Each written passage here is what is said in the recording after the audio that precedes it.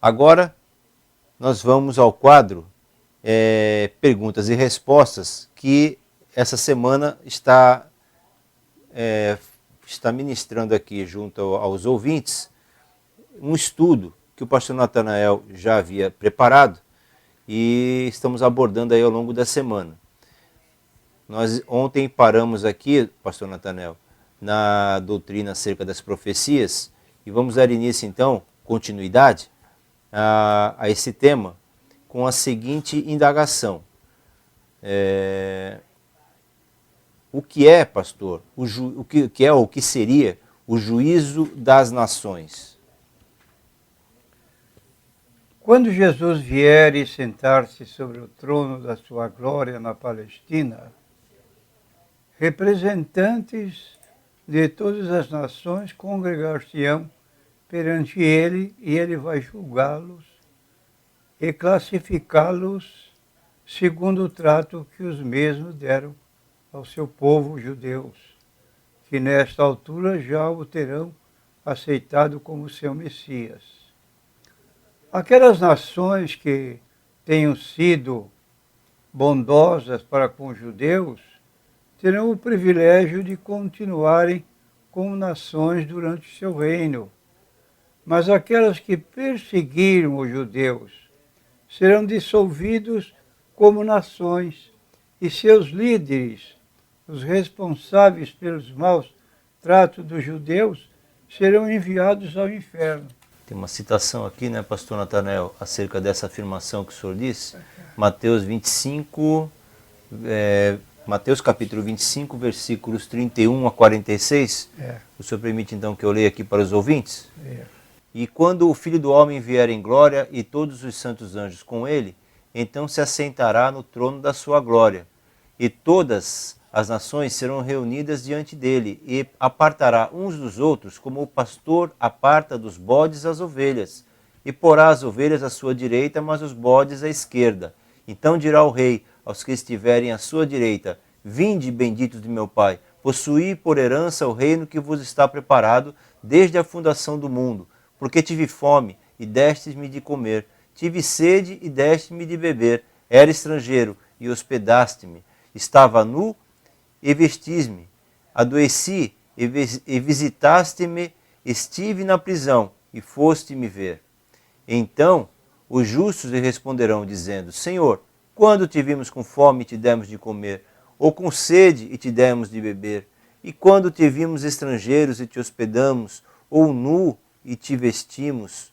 E quando te vimos enfermos ou na prisão e fomos ver-te? E respondendo, o rei lhes dirá: Em verdade vos digo que quando o fizestes a um destes meus pequeninos irmãos, a mim o fizestes.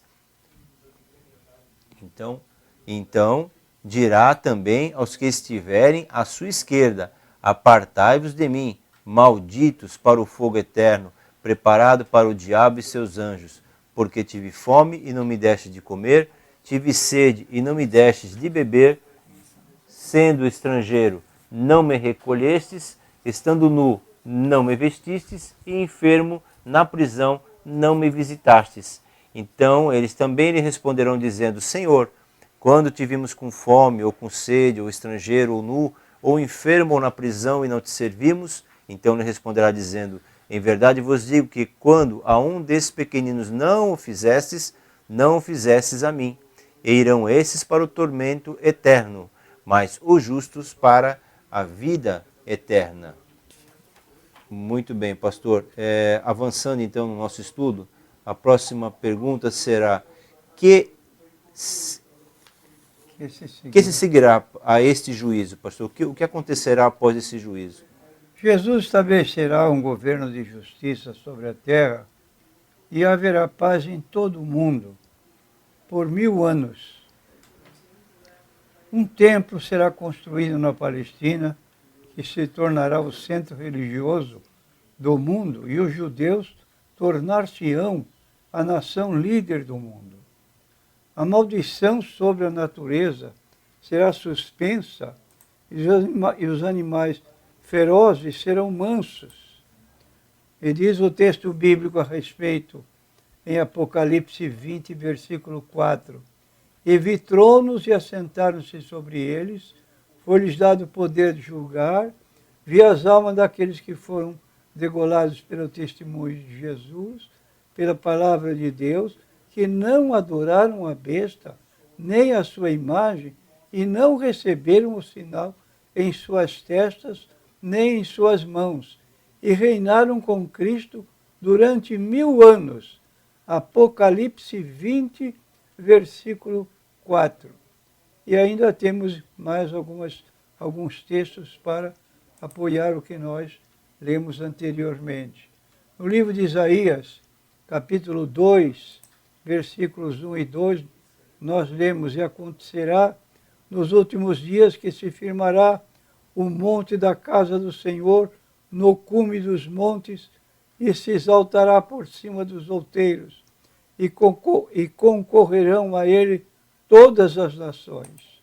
Repetindo o texto, Isaías, capítulo 2, versículos 1 e 2. E ainda no mesmo livro de Isaías, no capítulo 11, versículos 6 e 7, nós lemos: e morará o lobo com o cordeiro, e o leopardo com o cabrito se deitará, e o bezerro e o filho de leão e a nédia ovelha viverão juntos, e um menino pequeno os guiará. A vaca e a ursa pastarão juntas, e seus filhos juntos se deitarão, e o leão comerá palha com o boi.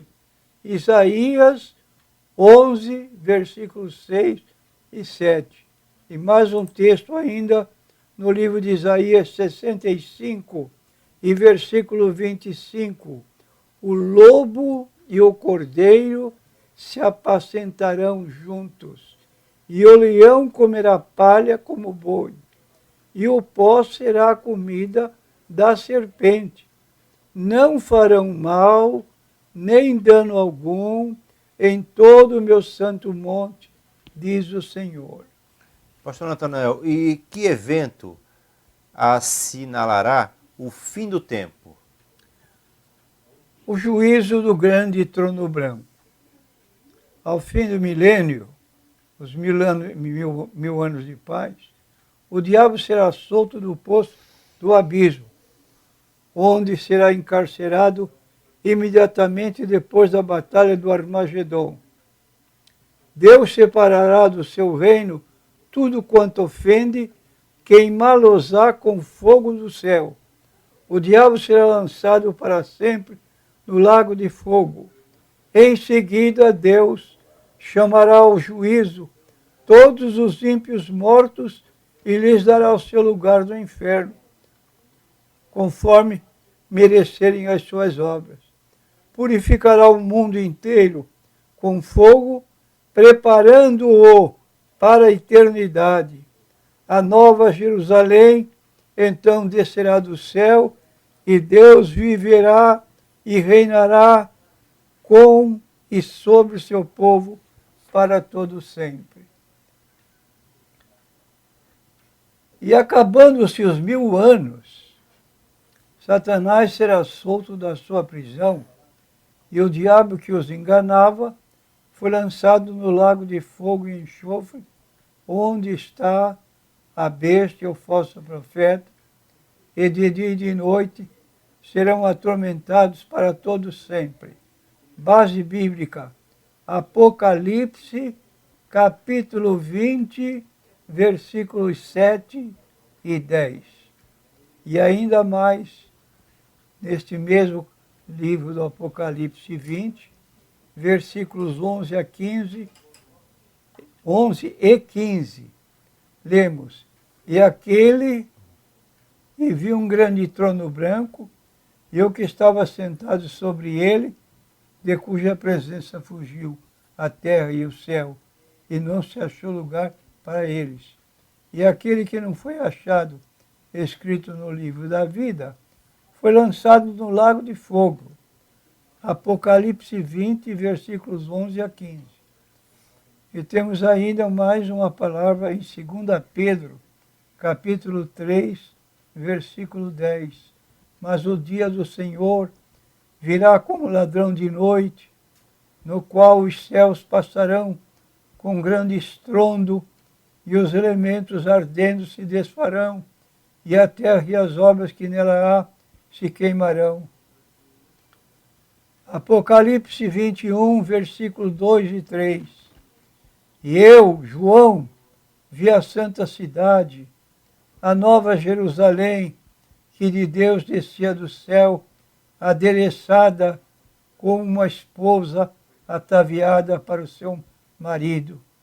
E ouvi uma grande voz do céu que dizia: Eis aqui o tabernáculo de Deus com os homens, pois com eles habitará, e eles serão o seu povo, e o mesmo Deus estará com eles, e será o seu Deus.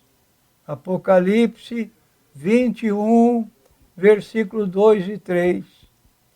E ainda no livro de Apocalipse 22 e versículo 5, lemos: E ali não haverá mais noite, e não necessitarão de lâmpada nem de luz do sol, porque o Senhor Deus os alumia e reinarão para todo sempre.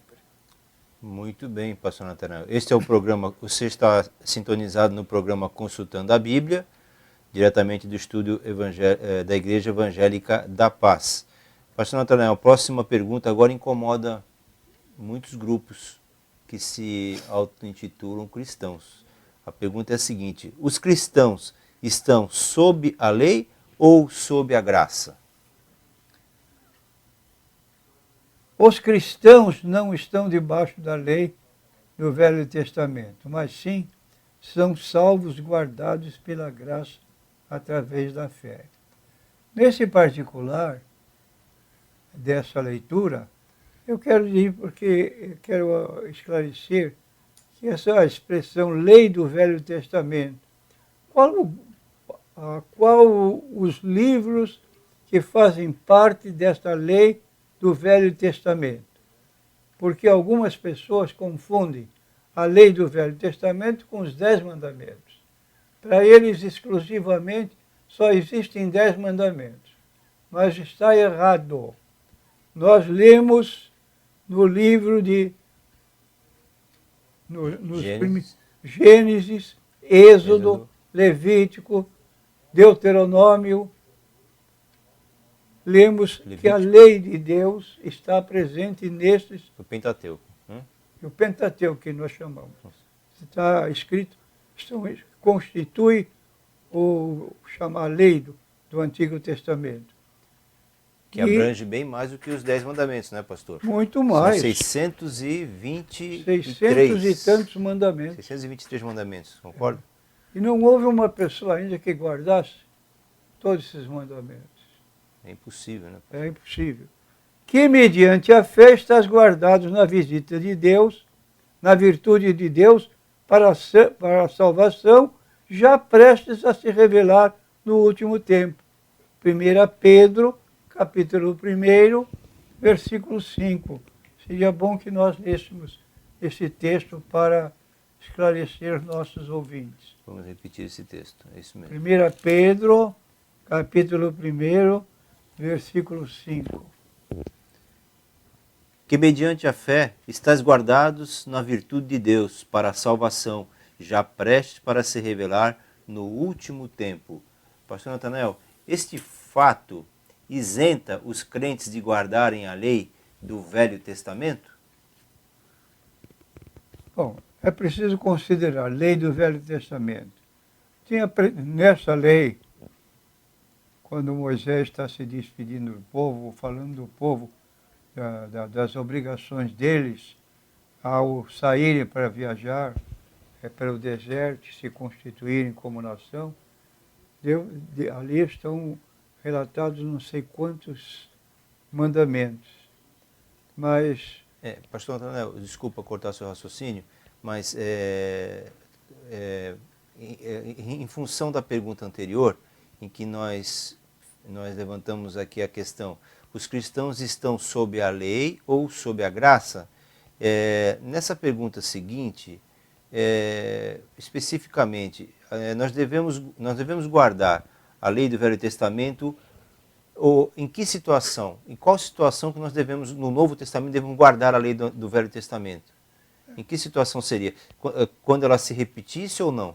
Porque a gente vê no Novo Testamento repetições de várias determinações que está contido no Pentateuco. Agora, nós vemos, então, por exemplo, vamos assim admitir, né?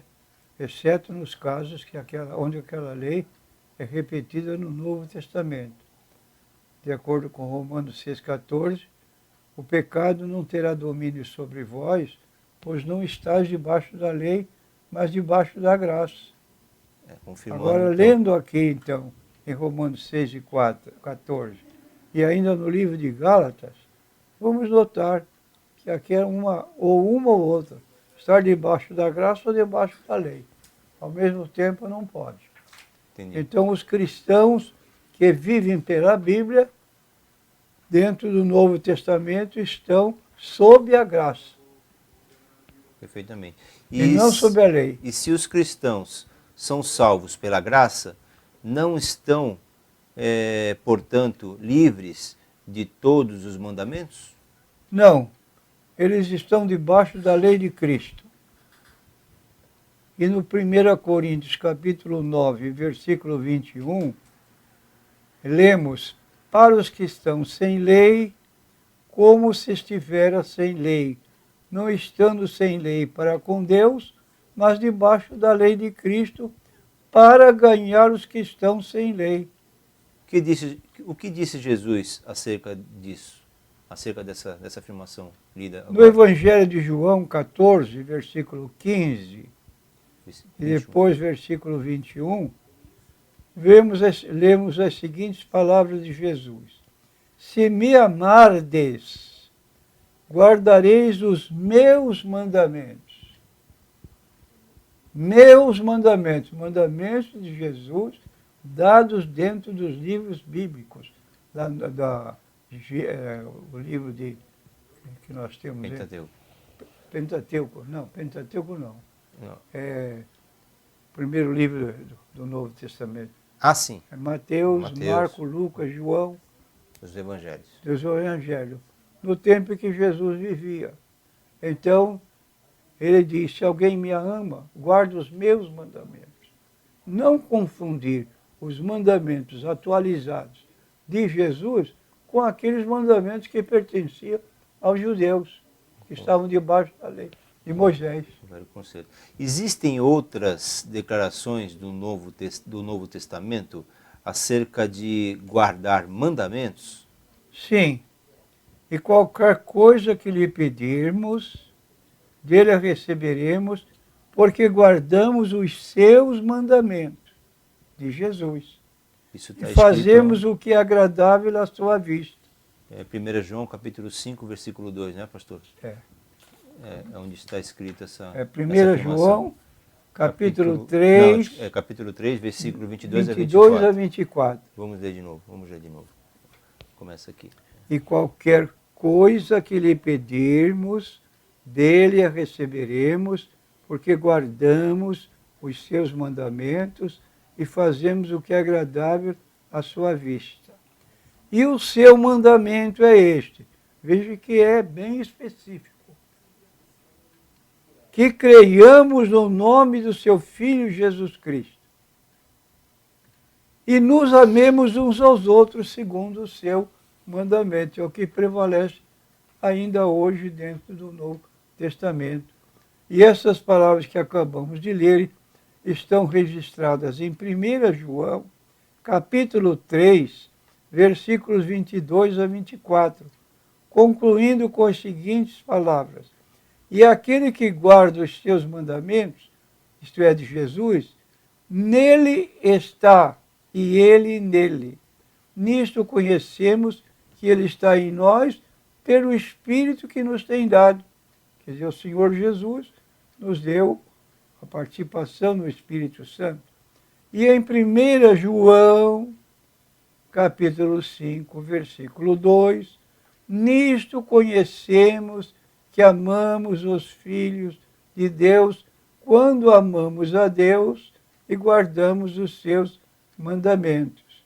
E no versículo 3, porque esta é a caridade, ou amor de Deus, que guardemos os seus mandamentos, e os seus mandamentos não são pesados. E temos mais aqui, ainda em Tiago, capítulo 2, versículos 8 a 12. 8 a 12. Todavia, se cumprires conforme a Escritura, a lei real, amarás o teu próximo como a ti mesmo, bem fazeis. Mas se fazeis acepção de pessoas, cometeis pecado, e sois redarguidos pela lei como transgressores. Então aqui está mostrando, amarás o teu próximo como a ti mesmo. Essa é a lei real. Bem fazeis, mas se fazeis acepção de pessoas, cometeis pecado, e sois redarguidos pela lei como transgressores. Porque qualquer que guardar toda a lei e tropeçar em um só ponto, tornou-se culpado de todos. Porque aquele que disse não cometerás adultério, também disse não matarás. Se, pois, não cometeres adultério, mas matares, estás feito transgressor da lei. Assim falai e assim procedei como devendo ser julgado pela lei da liberdade. Tiago, capítulo 2, versículos 8 a 12. Então, expressão bem que deve ser guardada.